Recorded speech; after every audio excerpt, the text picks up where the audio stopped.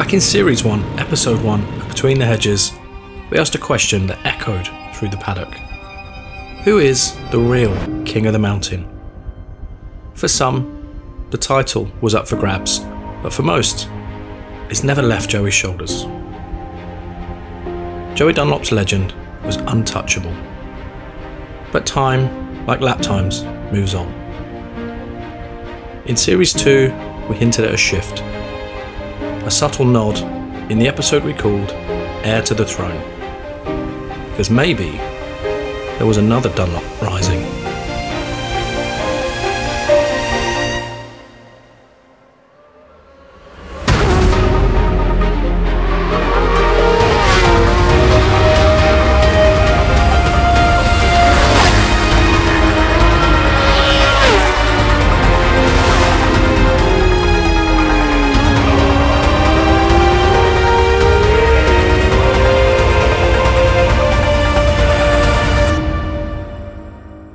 Now, in part 2, we'll go deeper.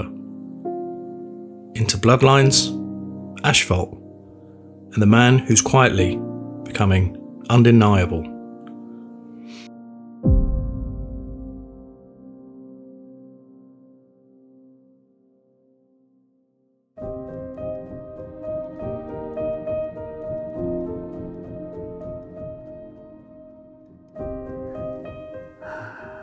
I feel like this is the second time for the same question. I don't know, actually. That's an interesting question. It's hard. It's a hard one. Well, it's changed. It's got to be Michael, isn't it? It has to be. Michael Dunlop. The man with the quickest lap. Number 6, nice number 6, Michael Dunlop. We're number 6. Yeah. No, I'd say the man with the quickest lap. King of the Mountain, I tend to think it's the fastest guy around the mountain. So in that case, I've got to say Peter Hickman. Yeah, no, that does make sense, I guess. Hickey, I guess, is he's the fastest guy, for sure. For how long? We'll see. The current, I think, I don't know if you'd put it down to fastest lap or most wins. I think it'd have to be Michael, wouldn't it? Overall, he's tallied up the most and done the most work, the most groundwork, the most laps, the most wins. You can't argue with that. I would say at the moment, Michael. He's the guy with the most wins, so that's the best way, in my opinion, to judge it, really. Whoever's the quickest on the day is the king. There's a lot of kings, so. If you're going to say who's the all-time King of the Mountain, many people will say Joey Dunlop. Some would say Steve Hislop. Some would say David Jeffries. Some would say John McInness. Some will say Peter Hickman, and some will say Michael Dunlop. Yeah, how do you describe King of the Mountain? What is it? Is it the fastest? Is it the one with the most wins? Is it the one with the most wins currently? If you say the fastest rider, well, that's me. If you said the rider with the most wins who's currently still riding, it's Michael. At the end of the day, I just want to win motorbike races. That's my job. That's what I've done. I think Pete's lap time needs an award, you know what I mean? It's a great achievement, you know, it needs to be recognised. Yeah, but lap records are always going to get broken. Lap times don't win trophies, do they? I know he's the fastest man around there, but it could be if he were the fastest man in every class, it might be different, mightn't it? But if you look at different classes, Michael's fastest in Super Sport, and Michael's probably fastest in the twin as well, so. Stats don't lie. Hickman holds the fastest lap, but Michael, he dominates the rest. Speed's just part of it. Kingdoms are won in consistency. Lap records don't really put wee trophies in the mantelpiece unless you do the lap record and win the race at the same time. Well, that's a good ego booster. Just purely by the numbers, I think Michael's the king of the mountain at this moment. Victories are victories, that's what it's all about. Michael just wants to win, doesn't he? He just wants to win every time he goes out. He just wants to win, and that's you can't knock that. You can't knock that in anybody. You know, if you want to do your best, then that's what all you can ask for, isn't it? Peter still he has to get those wins to become king of the mountain. You've got to get to where Michael is, and then you're king of the mountain. So let's have a look how many years that's going to take. I don't give two shits. I'm happy with myself. If people want to think of it in different ways, I'm not bothered. I've done what I've set out to achieve. Nobody else can be the first person to break Joey's 24-year record. I am. So whether that leaves me, I don't want to be the king. I don't need to be called the king of the mountain. I don't need to swing my dick around. You know, in my opinion, Joey was one of the greatest around here. Just because I have more wins doesn't make me better than him.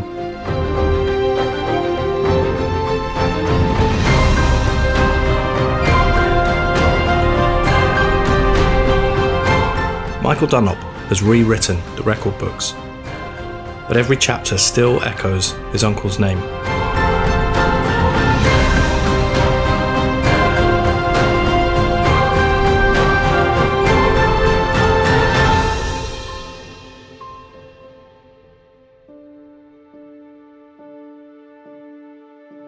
Joey isn't just part of the story, he's the soul of it. What an amazing guy, you know, this quiet little bloke from Ireland who just went all over the world racing his motorbike and came back to TT year on year.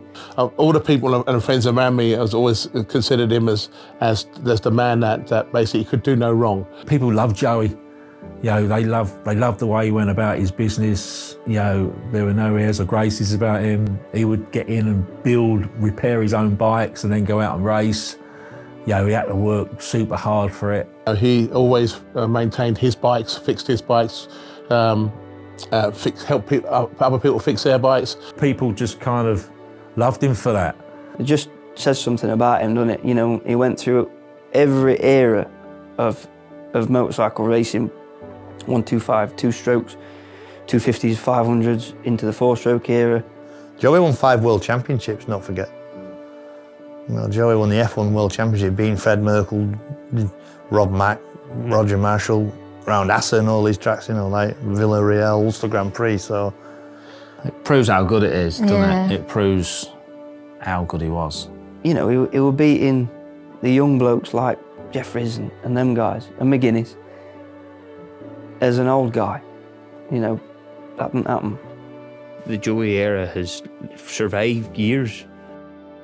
And I think even though sadly he's been gone, you know, because people still talk of him so highly, you know, people that wasn't really about in that era can kind of still understand about what the man was like himself.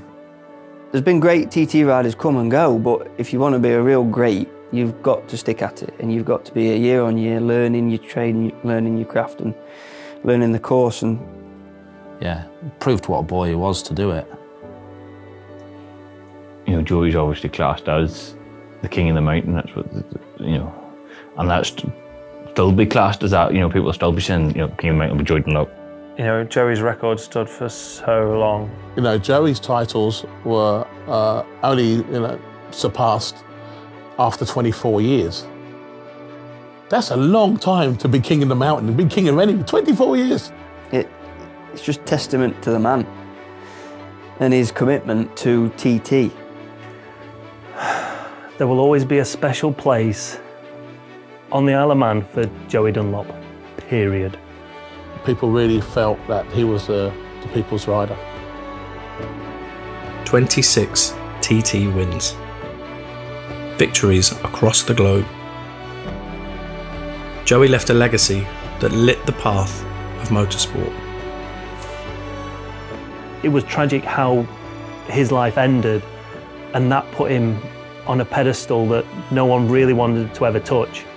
And everyone thought, that's it.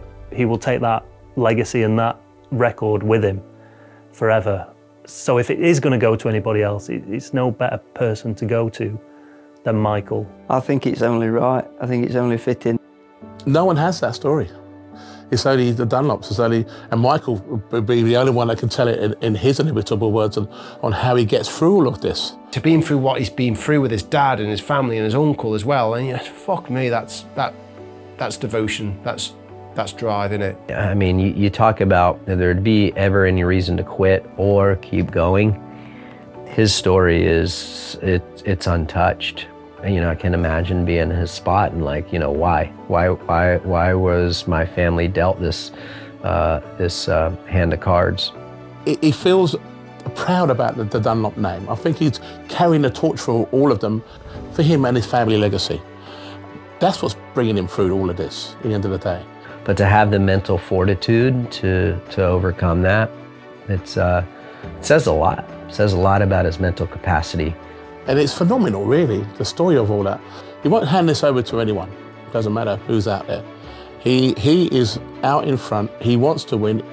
He feels that he needs to win based on the family legacy. I think they deserve to win based on their own efforts, you know, at the end of the day, which has costed them dearly. I don't desire to take Joey's legacy away from him. I would like Joey and people to keep remembering Joey as the King of the Mountain. I just obviously wanted to get to that point, and obviously with it obviously being a family thing, it's, for me it had to be a Dunlop name to break it.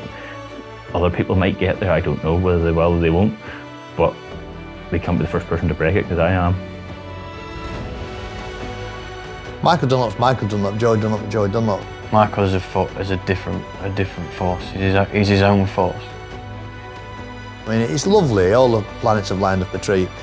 It's a bit surreal now, but it's, you know, it's been something that has been on the radar for a couple of years. It's an incredible story, and he's still making history as we speak here today.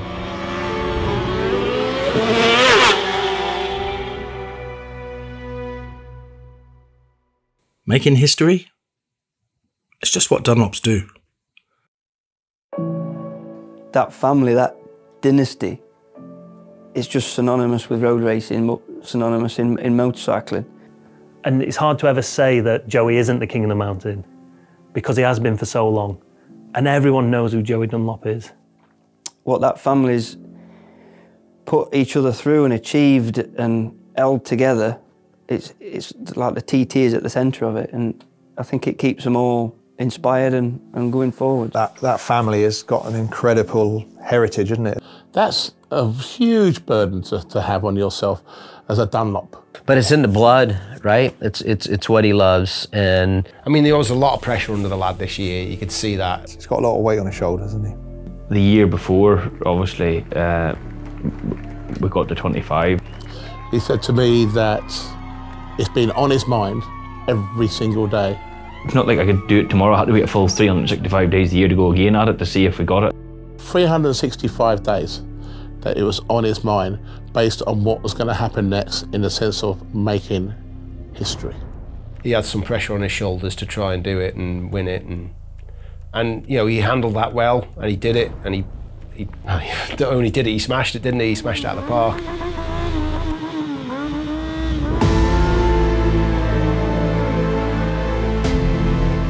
He's not done it because he's a Dunlop, he's done it because he's earned it. He's earned it, and he's worked hard, and he's raced hard, and he's pushed, and he's done it. Yeah, it's impressive. Like there's no reason why Michael hasn't got another 5 years of like ultimate push, do you know what I mean? Because he's still got hunger, he's still got talent, he's still got speed, and he's still got plenty of years left in him to keep getting wins. It's been good to see his journey, you know. You remember his first win in 09, it was a wet, shitty race. I was away at number 2 or something. Fucking hell, to win a TT at 21 years of age, fuck, that's nuts, isn't it? And he come flying past, I was like, wow, you know, fair play on little R6, and the journey started, you know, so. What he's done in such a small amount of time as well, that's the thing, people still forget how young he is. Michael, congratulations, an emotional win for you. Brilliant moment. Fantastic. We've just battled through thick and thin. Fate never missed a beat, never missed a beat. I went in to congratulate him on the 23 wins when he matched me. And I think by handing it over to Michael, knowing that he's come up through the ranks, I think it's as big an honour for John as it is for Michael. At the time, I thought it was the right thing to do. You know, John, I think he feels a big part of that success as well.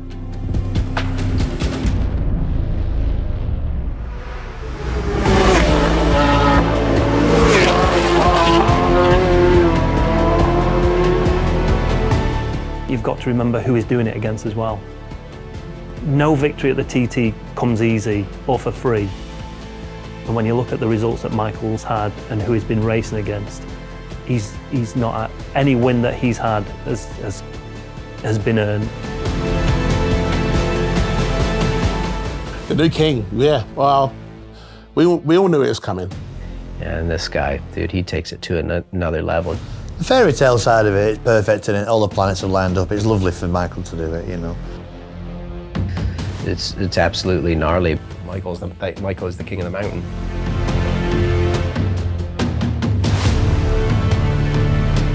But at the end of the day, his time has come, and here he is. And I think he'll go on to set a record that potentially may never be beaten. Might be Dunlop forever after this.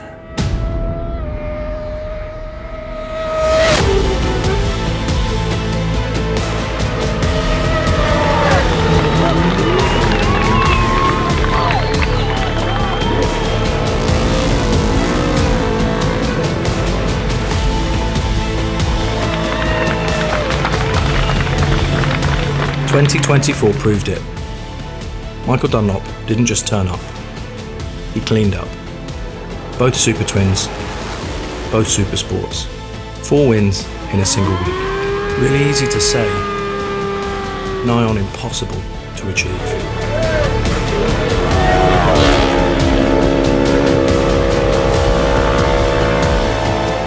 You don't simply inherit this mountain, you conquer it, one lap at a time.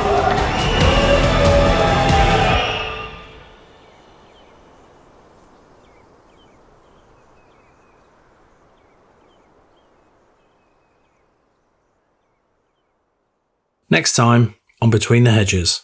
Like with short circuit, GPs, World Superbikes, everyone's talking, you know, you've got young lads, young lads, young lads. But the TT isn't like that. You know, this place isn't for young hotheads, you know. You can't live like that as a young rider because you're going through a wall if it goes wrong. Maturity is a big thing. Experience is a big thing. The quickest you can learn is by how many years you can be at it. Proof of the pudding is a guy like John McInness. I mean, at 52, you shouldn't really be doing it. John McInness and Isle of Man just go together. I mean, Dave Molyneux, Jesus, what a legend that guy is.